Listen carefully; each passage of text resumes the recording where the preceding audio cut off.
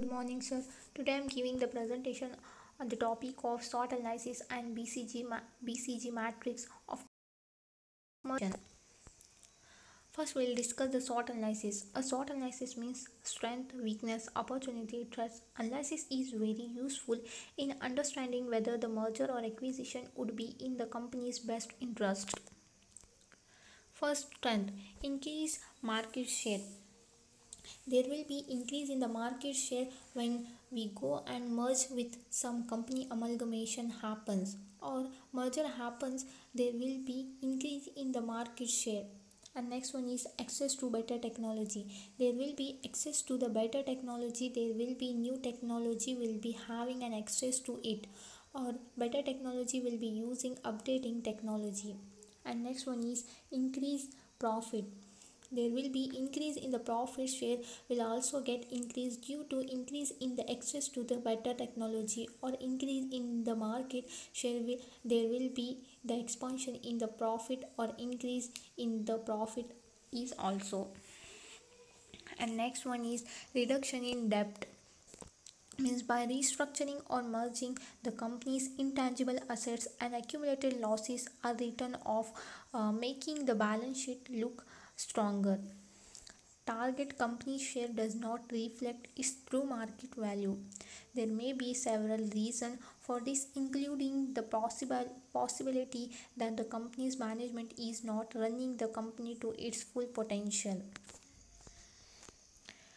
And weakness: style of management.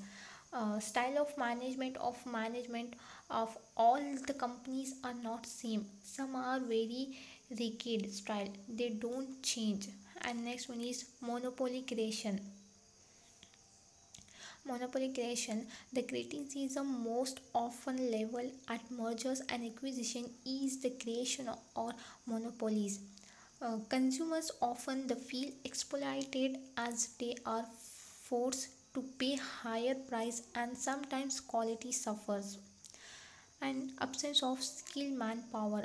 Merger require not only realizing the work culture but also skilled manpower to carry out the plans effectively.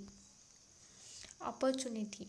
Opportunity are those conditions that are favorable and help a company attain its objective. If the merging entities can identify their opportunity, they can use this to achieve their targets. This includes growth in the market share, expansion, the ability to raise money, and the likes. Better ability to raise capital. Mergers and restructuring helps companies to ramp their balance sheet to make them look healthy. This is done by selling idle assets and writing off intangible assets such as goods. Demographic shift: when companies enter into new markets, they get the advantage of getting control over a new market that couldn't have a very different demographic structure. And self-reliance: the synergies that occurs as a result of mergers and acquisition makes a company self-reliant. if a motor if a motor if a motor car company has bought a tire company, it becomes self-reliant regarding tires. And next, last one is threats. Threats are external conditions that could damage the company and create hurdle in the way of pursuing and attending planned objectives. Threats have to be managed, otherwise the company would suffer. The common threats faced include unfriendly legal framework, takeover threats, changes in technology, and changes in taste and preferences. Takeover threats: company mergers and acquire companies to become larger, more efficient, and make greater profits. When they achieve this, they become target for other companies to take over. Changes in technology: a company that merger or restructure and acquire the latest technology also face a threat in terms of changing technology. As technology becomes outdated and obsolete, the entity has to invest in new technology. And next topic is BCG matrix. It will help us to analyze our business and while going for a merger and acquisition. This is one of the most important analysis to portfolio planning. A company units are classified into four categories based on the combination of market growth and market share relative to the largest competitors.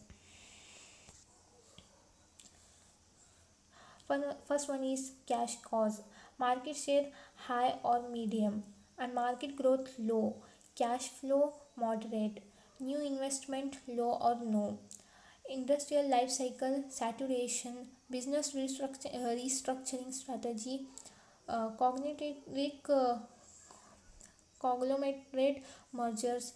And next one is stars, market share high, market growth again high, cash flow high, new investment high, industrial life cycle growth, all choices to grow. And next one is question market, market share is also low, market growth high, cash flow low or medium, new investment potential, industrial life cycle again growth, business restructuring strategy, divestiture, new market entry. And last one is dogs, market share low, market growth low, cash flows low or negative, new investment no, industrial life cycle decline saturation, business restructuring strategy sell off, divestiture heavy. First, we'll discuss the meaning of cash cost. Are units with market share in a slow growing industry. These units typically generate cash in excess of the amount of cash needed to maintain the business. They are regarded as staid and boring in a mature market, and every corporation would be thrilled to own as many as possible. And dogs are more charitably called pets, are units which low market share in mature slow growing industry. These units typically break even, generating barely enough cash to maintain the business market share. And question marks, also known as problem child, are growing rapidly and thus consume large amount of cash, but because they have low market share they do not generate much cash. A question mark has the potential to gain market share and become a star, and eventually a cash cow when the market growth slow. If the question mark does not succeed in becoming the market leader, then after perhaps year of cash consumption it will uh, degenerate into a dog when the market growth declines. And the last one is stars. Star are units with a high market share in fast growing industry. The hope is that star become next cash cow. Sustaining the business unit's market leadership may require extra cash, but this is worthwhile if that's what it takes for the unit to remain a leader. And thank you.